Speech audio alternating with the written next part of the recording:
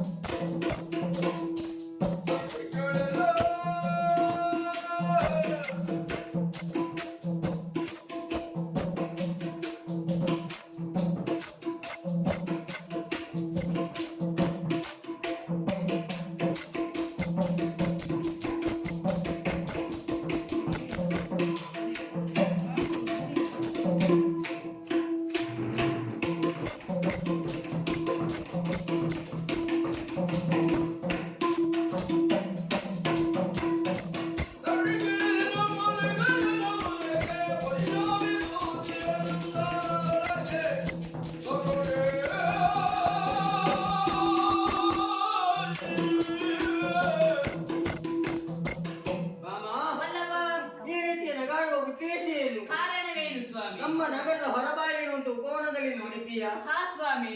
ಒಬ್ಬ ಯತಿ ಬಂದು ಕುಳಿತುಕೊಂಡಿದ್ದಾನೆ. ಹೌದು. ಹಾಗಾದ್ರೆ ಅವನು ನಿಜವಾದ ಯತಿ ಅಂತ ಭಾವಿಸಿಕೊಂಡ್ಯಾ? ಸತ್ಯ ಸ್ವಾಮಿ. ಅಲ್ಲವೇ ಅಲ್ಲ, ಯತಿಯ ವೇಷ.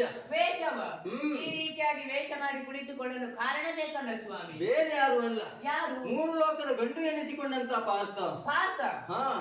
ಹಾಗಾದ್ರೆ ವೇಷ ಮಾಡುವುದಕ್ಕೆ ಕಾರಣ ನನ್ನ ತಂಗಿ ಸುಭದ್ರೆಯನ್ನು ಮದುವೆ ಆಗುವುದಕ್ಕಾಗಿ. ಹೌದಾ? ಹೌದೇ. ಆದ್ರೆ ಅಣ್ಣ ಬಲರಾಮನ ಆಲೋಚನೆ ಏನು? ಏನು? ಸುಭದ್ರೆಯನ್ನು ಕೌರವನಿಗೆ ಕೊಟ್ಟು ಮದುವೆ ಮಾಡಬೇಕು ಅಂತ ತೀರ್ಮಾನಿಸಿದ್ದ. ಮೊದಲ ತೀರ್ಮಾನ ಆಗಿದೆ ಸ್ವಾಮಿ. ಅದು ಒಂದು ವೇಳೆ ಅದು ನಡೆದದ್ದೇ ಹೌದು ಅಂತಾದ್ರೆ ಏನಾಗ್ತದೆ? ಗಿಳಿಮರಿಯನ್ನು ಸಾಕಿ ಜಿಡುಗನ ಕೈಯಲ್ಲಿ ಕೊಟ್ಟಾಗ ಆಗ್ತದೆ. ಹೌದು. ಸುಭದ್ರೆಯ ಬದುಕು ಎನ್ನುವುದು ಚಿತ್ರವಾಗಿ ಹೋಗ್ತದೆ. ಸತ್ಯ ಸ್ವಾಮಿ. ಆದ್ರೆ ನನ್ನ ಸಂಕಲ್ಪ ಏನು? ಏನು? ಸುಭದ್ರೆಯನ್ನು ಪಾರ್ಥನ ಕೈ ಹಿಡಿಬೇಕು, ಸುಭದ್ರೆಯ ಬದುಕು ಸುಭದ್ರವಾಗಿರ್ತದೆ ಎನ್ನುವ ನೆಲೆಯಲ್ಲಿ ಪಾರ್ಥನನ್ನು ಯತಿ ವೇಷ ಮಾಡಿ ಇತ್ತ ಬರುವುದಕ್ಕೆ ಹೇಳಿದವ ನಾನೇ ಇದ್ದೇನೆ. ವೇಷವೇ ಯಾಕೆ ಸ್ವಾಮಿ? ನಮ್ಮಣ್ಣ ಬಲರಾಮನಿಗೆ ಯತಿಗಳು ಅಂತ ಹೇಳಿದ್ರೆ ಅಪಾರವಾದಂತ ಗೌರವ. ಸತ್ಯ. ಯಾರಾದ್ರೂ ಕಾವ್ಯವಸನ ತೊಟ್ಟವರು ಬಂದದ್ದೇ ಹೌದು ಅಂತ ಆದ್ರೆ ಹೋಗಿ ಅವರಿಗೆ ಉದ್ದಾಟ ನಮಸ್ಕಾರ ಮಾಡ್ತಾನೆ. ಹೌದು ಸ್ವಾಮಿ. ಹಾಗಂತ ಸೇವೆ ಮಾಡುವುದಕ್ಕೆ ಅವ ಹೋಗುವುದಿಲ್ಲ. ಸತ್ಯ. ಅವರ ಸೇವೆಗಾಗಿ ಕಳಿಸಿಕೊಡುವುದು ತಂಗಿ ಸುಭದ್ರೆಯನ್ನು. ಹೌದು. ಈ ದಿವಸ ಪಾರ್ಥನಿಂದಲಿಗೆ ಸುಭದ್ರೆಯನ್ನು ಕಳಿಸಿಕೊಟ್ಟದ್ದೇ ಹೌದು ಅಂತ ಆದ್ರೆ ಅವರಿಬ್ಬರ ಮನಸ್ಸು ಒಂದಾಗ್ತದೆ, ಮದುವೆ ಮಾಡಿಸುವುದಕ್ಕೆ ನನಗೆ ಅನುಕೂಲ ಆಗ್ತದೆ ಎನ್ನುವ ಕಾರಣಕ್ಕಾಗಿ ಈ ರೀತಿಯ ನಾಟಕವನ್ನು ಹೆಣೆದವ ನಾನಿದ್ದೇನೆ. ಹಾಗಾದ್ರೆ ಮುಂದೇನಾಗ್ತದೆ? ಕೌರವ ದಿಬ್ಬಣ ಕೂಡಿಕೊಂಡು ಬರ್ತಾನೆ. ಸತ್ಯ. ಪಾರ್ಥನಿಂದ ಪೆಟ್ಟು ತಿಂದು ಓಡಿ ಹೋಗ್ತಾನೆ. ಕೌರವನ ಮಾನಭಂಗ, ನಮ್ಮಣ್ಣನ ಆಶಾಭಂಗ, ಮುಂದಾಗುವಂತ ಘಟನೆಯನ್ನು ಎಣಿಸಿ ನಗಾಡಿದು ಬಿಟ್ರೆ ನಾರಿಯರ ದೆಸೆಗಾಗಿ ಅಲ್ಲೇ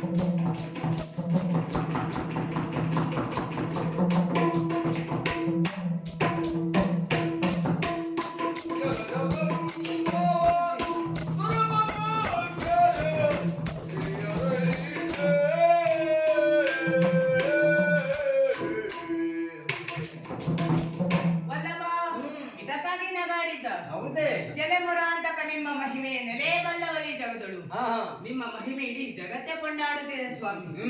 ಜಲದ ಸಂಭವ ಸ್ವರೂಪ ಮುಖ್ಯರು ತಿಳಿಯಲಿಕ್ಕೆ ಅಸಾಧ್ಯವಾಗಿದೆ. ಅಲ್ಲವೇ? ಸುಭದ್ರ ಕಲ್ಯಾಣ ಮಾಡುವ ಸಂಕಲ್ಪ ಕೈಗೊಂಡಿದ್ದೀರಿ.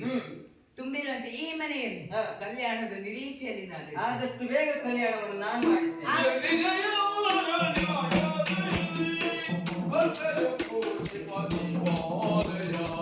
ಭಕ್ತರು